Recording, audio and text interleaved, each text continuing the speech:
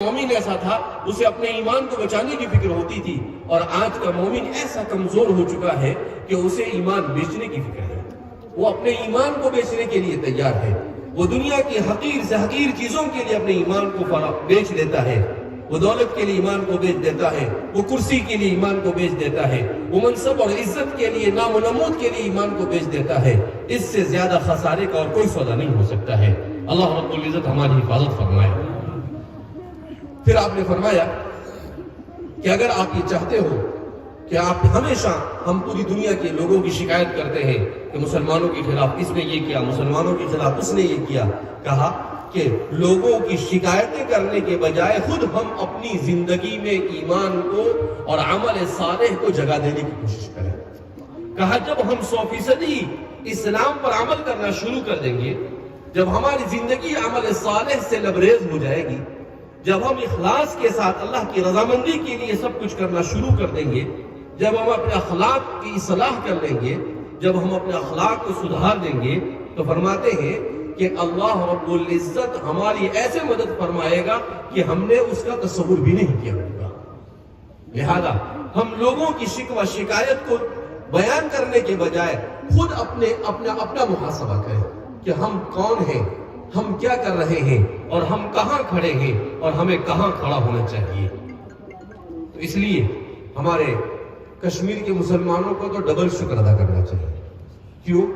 اس لیے کہ لوگ کہتے ہیں کہ کشمیر دنیا کی جنت ہے، تو اتنی خوبصورت رہنے کی جگہ اللہ نے عطا فرمائی، تو ظاہر سی بات ہے اس پر تو ڈبل شکر بنتا ہے۔ تو ہمیں تو ڈبل شکر ادا کرنا چاہیے کہ جدھر دیکھو ادھر صرف اور صرف حسین نظارے نظر آتے ہیں۔ قرآن کریم میں اللہ رب العزت ایک جگہ پر عجیب بات ارشاد فرماتے ہیں جنت کے سلسلے میں، وَفِيهَا مَا تَشْتَهِيهِ الْأَنفُسُ وَتَلَذُّ الْأَعْيُنُ۔ تو مجھے ایک دن تعجب ہوا، میں نے کہا قرآن کہتا ہے وَفِيهَا مَا تَشْتَهِيهِ الْأَنفُسُ وَتَلَذُّ الْأَعْيُنُ، کہ جنت میں تمہارے جی میں، تمہاری خواہش میں، تمہارے دل میں، تمہارے خیالات میں جو کچھ آئے گا وہ اللہ تمہیں جنت میں دے دے گا۔ تو ابھی کچھ بچا ہی نہیں کہ بھئی آپ کے دل میں جو آیا وہ جنت میں مل جائے گا۔ حدیث پاک میں اللہ کے رسول صلی اللہ علیہ وسلم نے ارشاد فرمایا کہ اگر جنت میں کوئی آدمی سیب کھا رہا ہوگا، کشمیر والوں کو تو سیب ہی کی مثال دینی پڑے گی، سیب کھا رہا اور سیب کھاتے کھاتے اس کے دل میں یہ بات آئی کہ مجھے بادام کھانا ہے، تو فرماتے ہیں کہ وہ بادام نہیں بنے گا، اسی سیب میں اللہ بادام کا مزہ منتقل کر دے گا۔ اسی سیب میں اللہ کس کا مزہ منتقل کر دے گا؟ بادام۔ وہ سیب کھاتے کھاتے سوچے گا کہ یار مجھے تو اخروٹ کھانا ہے، تو فرماتے ہیں اسی سیب میں اخروٹ کا مزہ منتقل ہو جائے گا، اور فوراً جیسے ہی آپ ادھر سوچیں گے اتنا فاسٹ سافٹ ویئر اللہ کے یہاں پر کام کر رہا ہوگا کہ آپ کے سوچتے ہی فوراً اسی سیب کے اندر میں آپ کو جب دوسری مرتبہ آپ اس کو کھائیں گے تو آپ کو اخروٹ کا مزہ جو آپ نے سوچا اس میں منتقل ہو چکا ہوگا۔ تو اب دنیا اس کے علاوہ تو کچھ بچا نہیں، مگر اس کے باوجود قرآن کہتا ہے وَفِيهَا مَا تَشْتَهِيهِ الْأَنفُسُ وَتَلَذُّ الْأَعْيُنُ، کہ جنت میں جو دل میں آئے گا وہ بھی ہوگا، اور الگ سے بیان کیا اور آنکھوں کو لذت پہنچانے والی چیز ہوگی۔ تو میں اس آیت کریمہ پر غور کرتا رہا، مگر جب دنیا کی 30-40 ملکوں کو دیکھنے کا موقع ملا تو اب سمجھ میں آئی بات کہ تلذ الاعین، یہ تمام نعمتیں ایک طرف اور تلذ الاعین ایک طرف۔ اب آپ کہیں کہ تلذ الاعین کیا ہے؟ تلذ الاعین کا مطلب یہ ہے انسان کی آنکھوں کو بھانے والا منظر اور سین، انسان کی آنکھوں کو بھانے والا منظر اور سین۔ انسان کسی بھی چیز کو دیکھتا ہے، جب اسے بہت خوبصورت ہوتی ہے تو کیا کرتا ہے وہ؟ ارے دیکھو دیکھو کتنا اچھا منظر نظر آ رہا ہے، ارے سورج دیکھو کیسا نظر آ رہا ہے۔ آپ دیکھتے ہیں پہاڑیوں کے اوپر جگہ جگہ پوائنٹ بنائے ہوئے ہوتے ہیں، وہ پوائنٹ کیا ہوتے ہیں؟ تلذ الاعین۔ وہ اس لیے بنائے کہ آپ وہاں پر کھڑے ہو کر اس منظر کو دیکھیں اور اپنی آنکھوں کو لذت پہنچائیں۔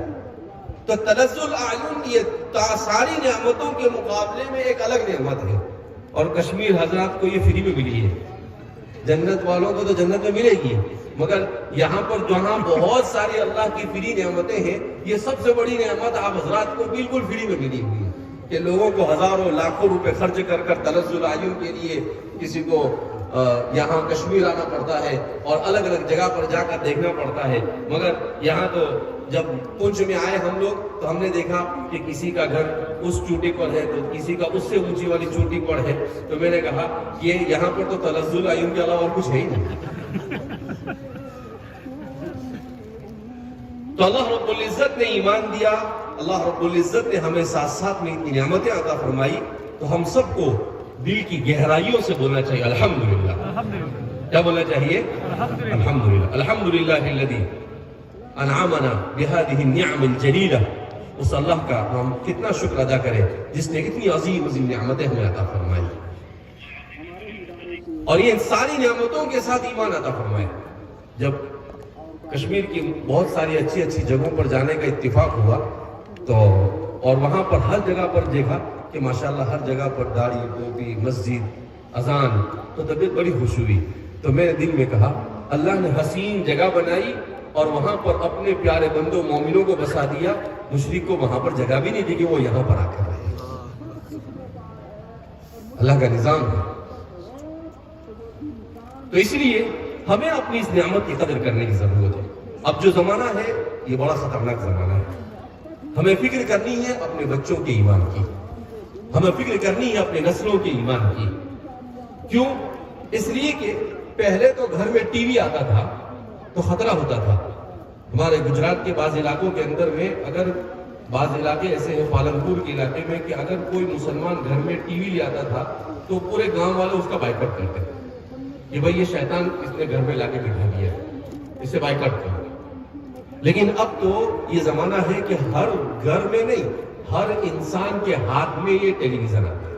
یہ موبائل مصیبت ہے، ایک ایک نہیں، دو دو نہیں، تین تین ہوتے ہیں لوگوں کے پاس، کام وام کچھ نہیں، اور دو دو تین تین موبائل لے کے گھومتا ہے آدمی۔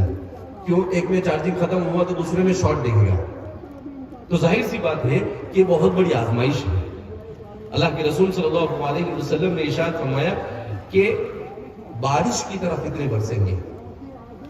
عالم عرب کے ایک بڑے عالم ہیں شیخ عارفی، انہوں نے نہایت العالم کے نام سے کتاب لکھی ہے، تو اس کتاب کے اندر میں انہوں نے لکھا ہے کہ اللہ کے رسول صلی اللہ علیہ وسلم کی اس روایت کو جب میں نے پڑھا کہ بارش کی طرح تمہارے اوپر فتنے برسیں گے، اس کے بعد میں نے جب غور کیا تو مجھے یہ سمجھ میں آیا کہ یہ وہی زمانہ ہے جس زمانے کے بارے میں حضور نے ارشاد کیا ہے۔ کیوں؟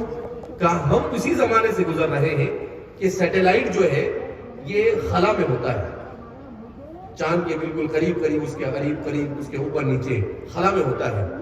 تو یہ دنیا میں جتنی فلمیں اور سیریلیں اور جتنی بھی ساری خرابیاں ہوتی ہیں، یہ ساری خرابیاں دنیا میں فلمائی جاتی ہے اور پھر اس کے بعد اس کو سیٹلائٹ پر بھیجتے ہیں اور پھر وہ سیٹلائٹ کے ذریعے سے پوری دنیا کے اندر میں پھیلتی ہے۔ کہا اس سے یہ روایت سمجھ میں آئی کہ سیٹلائٹ کے ذریعے سے فتنے بارش کی طرح ہمارے گھروں کے اندر میں برس سکتے ہیں۔ اس لیے ہمارے لیے سب سے بڑا مرحلہ اس وقت یہ ہے کہ ہم اپنی نسلوں کے ایمان کو کیسے بچائیں۔ میرے بھائیو، دوستو، بزرگوں، اللہ رب العزت جزائے خیر عطا فرمائے ہمارے بزرگوں کو، ہمارے بڑوں کو، ہمارے علماء کو، جنہوں نے یہ مدارس قائم کیے۔ اگر یہ مدارس نہ ہوتے تو ایک بار نہیں 1000 بار قسم کھا کر کہہ سکتا ہوں کہ میں اور آپ اس ملک میں مسلمان بھی باقی نہیں رہ سکتے۔ کیا نہیں باقی رہ سکتے تھے؟ مسلمان بھی باقی نہیں رہ سکتے۔ ایسے ملکوں کو دیکھا ہے میں نے جہاں 100% مسلمان ہے مگر آپ کو ایک داڑھی والا نظر نہیں آئے گا۔ 100% مسلمان ہے مگر ایک عورت آپ کو ایسی نظر نہیں آئے گی جس کے اوپر پورا پردہ اس نے پہن رکھا ہو۔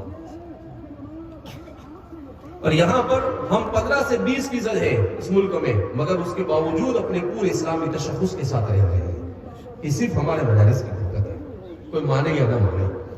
دعوت و تبلیغ بھی مدارس کی برکت ہے، خانقاہ بھی مدارس کی برکت ہے۔ یہ ساری چیزیں بعد میں، سب سے پہلا جو کام کیا، کیوں؟ اس لیے کہ ایمان کو بچانے کے لیے سب سے اہم ترین کام یہ ہے کہ علم دین سے معاشرے کو آراستہ کیا جائے۔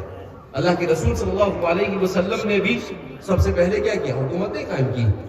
آپ صلی اللہ علیہ وسلم نے سب سے پہلے تجارتیں شروع کی۔ آپ صلی اللہ علیہ وسلم نے سب سے پہلے کیا کام کیا؟ اپنے صحابہ کو علم کی نعمت سے سرفراز کیا۔ حضرات صحابہ کرام رضوان اللہ تعالیٰ عنہ، حضور کا سب سے پہلا مدرسہ کیا ہے؟ سب سے پہلا مدرسہ دار ارقم ابن ابی ارقم، حضرت ارقم ابن ابی ارقم رضی اللہ تعالیٰ عنہ مدینہ منورہ مکہ مکرمہ کے صحابی تھے، مہاجر صحابی تھے۔ وہ ابتدائی زمانے میں اسلام لے آئے تو ان کا گھر کافی مکہ مکرمہ سے بالکل اخیر میں واقع تھا، جہاں پر لوگوں کی چہل پہل نہیں ہوتی تھی۔ تو حضرت ارقم ابن ابی ارقم اللہ کے رسول صلی اللہ علیہ وسلم سے کہنے لگے کہ اللہ کے رسول صلی اللہ علیہ وسلم ہم کو حرم میں نماز بھی نہیں پڑھنے دیتے ہیں،